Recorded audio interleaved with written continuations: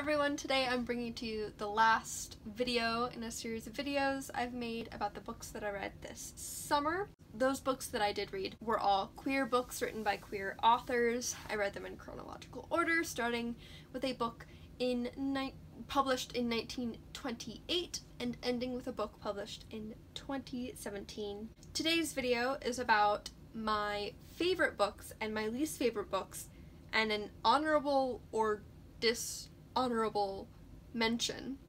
I'm going to start with that honorable, dishonorable mention today, mostly because I think it's due for a reread, which I think might be kind of weird to say considering I finished it this month, I believe, and that is Sphinx by Anne Garretta. This book follows our main character, who is a theology student in Paris. This character becomes a DJ at a nightclub and then becomes infatuated with an exotic dancer. The thing with this book is that neither the main character or the love interest are given pronouns, so we don't really know what their gender is, and we never know the name of the main character, and the love interest is known to us as A. So upon reading this book, like the reading process of it, I did not like it at all. I think it's beautifully written, but at times it borders on being too philosophical and too difficult to understand what the author is saying necessarily, which isn't to say like the plot makes sense and the plot is clear, but there's all of these moments where the character is off in thought and it's not really clear what's going on, at least from my perspective, in my experience reading this, and maybe this was had to do with the translation, or maybe it is just a more philosophical book and I'm not super well versed in philosophical books such as this. But also, I read this thinking, wrongfully, that it was published in 2016 or 2015. So I read this thinking that it was published in 2015, when actually it was just translated into English in 2015, and it was actually written in like the 80s. And I think if I had gone into this book knowing that, I could have excused the issues that I was having with it, reading it, thinking that it was written in 2015, so like reading it and being like, wow, this is a really pretentious book and I don't like it that much. Which, I don't know, I feel like those are just my initial thoughts and initial opinions. I didn't enjoy reading this, and I think that I need to reread it to see if I might have a better idea of what I couldn't see because I just didn't like it. But yeah, the writing is beautiful. There are passages in here that are incredibly lyrical and more of my style, but it is the big passages that are kind of like feel pretentious and philosophical and not my favorite. So this is the honorable, dishonorable mention that I think I need to reread. So now that I have that out of the way, I'm going to start with the books that I didn't like and then go into my favorite books from this process, or from my project. And the two books that I didn't like, I read one after another and found similar issues with. And those two books are Giovanni's Room by James Baldwin and Maurice by E.M. Forster. So I went in expecting to really love Giovanni's Room because I've read numerous works by James Baldwin, essays and like memoir nonfiction books, and I love his writing style, and which I did enjoy of this. Like, that was one thing that I did enjoy. His writing style was in here because he wrote it.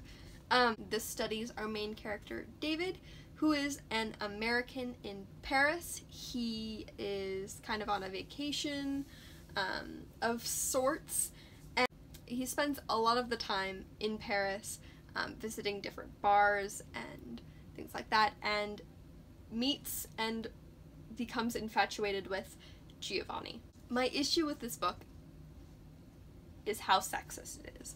And while I know as a reader that to approach something written in the 60s, I need to understand what the common beliefs of the 60s were, except that doesn't mean that this wasn't really frustrating to read. I felt like there were a lot of moments where the character was discovering his sexuality and bringing light to it for himself and finding ways to almost accept himself. And while that is good, there were moments where he did that by claiming that women were terrible just in general, and that just the amount of times the characters are like, oh yeah, women are horrible, and just accept it was kind of frustrating, incredibly frustrating for me. And there's also a moment where one female character, like the one female character who kind of like talks and is around for more than a chapter or so, refers to herself as property. It's just so difficult to like this book. I like the writing. I think the relationship between David and Giovanni is really interesting, and I want to be able to focus on that. But seeing the amount of sexism and hate towards women by both male and female characters was really hard, and I didn't like it. I dislike Maurice by E.M. Forster for the same reasons. But at least there's a line in this where Maurice is like, yeah, we hate women and we're misogynists. And I'm like, okay, at least you're admitting it and not just like keep on talking horribly about the female sex forever and being like, oh, I'm fine. No. So, anyway, Maurice follows our main character, Maurice, from his childhood in boarding school to his adulthood after he's gone to Cambridge. And he meets a young man who he develops a very close bond with and kind of comes to terms and realizes that he's not straight. There are a lot of interesting things in this about Maurice's relationship with his sexuality and how he relates it to himself directly, and how he relates it to others, and how he relates it to the people that he finds attractive. But yeah, Maurice and the men that he like are just as hateful towards women as David and the men that he talks to in Giovanni's room. I disliked both of these books. They're both my least favorite. Because they have characters who are fairly educated talking poorly about women. And I don't really want to read that a whole lot. Like, I'm good. I'm good. Moving on to some books that I really liked, that I really enjoyed. We're gonna start off with The Gracekeepers by Kirsty Logan, which is gorgeous, inside and out, and the writing is beautiful, and the characters are beautiful, and is just stunning. Like, I don't know what more I could have wanted from a book. This follows our two main characters, North and Callanish. North is a bear trainer on a circus boat, and Callanish is a sort of, is someone who performs burial rites of sorts and lives a pretty isolated life. And this follows their journeys in a world that is mostly overtaken by water. So there's not a lot of points of land, and people who live on land are seen as kind of a higher class of sorts. But what I loved about this was how it discussed grief, how it discussed loneliness, and I found that ultimately the relationship between North and Callanish isn't something that's huge for most of the book. And so you get to see these two characters uncovering themselves for us as readers, and it's so beautiful. And there's a part in this book talking about circus, the circus that North performs and lives with, and this idea of androgyny, and androgyny as being like all of these circus people with like dyeing their hair and painting their face and having really long hair, which I found really amazing because I think in today's society we associate like androgyny with like shorter hairstyles, and that's really small, but the details that are in this are so beautiful and so slow and just like soft. I really enjoyed it. And my favorite book that I read throughout this project that stood out to me, that automatically set itself apart from the rest of the books that I was reading, which so many of them were really great and had amazing bits. Even if I didn't love the whole entire thing, there were passages and ideas and moments that were really awesome to read about. But my favorite is She of the Mountains by Vivek Shraya. So this follows our main character who is growing up in Canada and realizing that he's queer, while also having a storyline that's flipping back between the Canadian boy and a storyline about the Hindu gods Parvati and Ganesh and Shiva. This book is so beautiful. It reads like prose poetry, which is one of my favorite types of writing to read because it's lyrical and it reads as something other than writing, almost, if that makes sense. Also, there are pictures. There are beautiful pictures in here, which are gorgeous, and are all over my walls.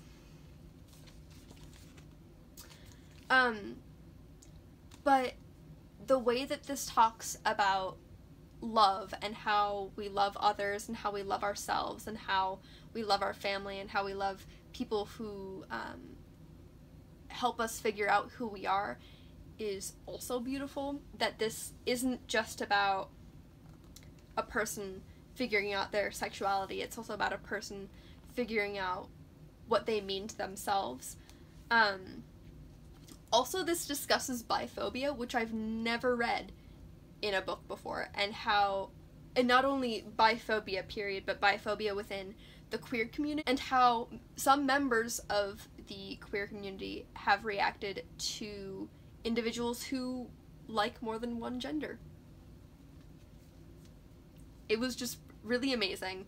Again, I have never read about biphobia in a book before, and was like, had to take a step back from the book and be like, you're talking about this thing that's happening. This book was fantastic, and I want to just reread it, and I want the words to be all over my walls, and I want the pictures to be all over my walls. And I highly suggest that everyone read this because it's beautiful and I love it. So thank you for joining me in this video that started off kind of oddly and then turned into a bit of a rant and then turned into a bit of a fest of joy and love of some really beautiful and amazing books. I've really enjoyed making these videos, and I really enjoyed the what I did this summer of reading almost exclusively LGBT+ literature. It was something that I really enjoyed and I found that I really needed, and that really opened my eyes to a lot of things in non-LGBT literature that I read a lot, that I had never noticed before. So thank you for joining me if you've watched this video, if you watched the other videos in this series of sorts, and I'll see you in another one of my videos.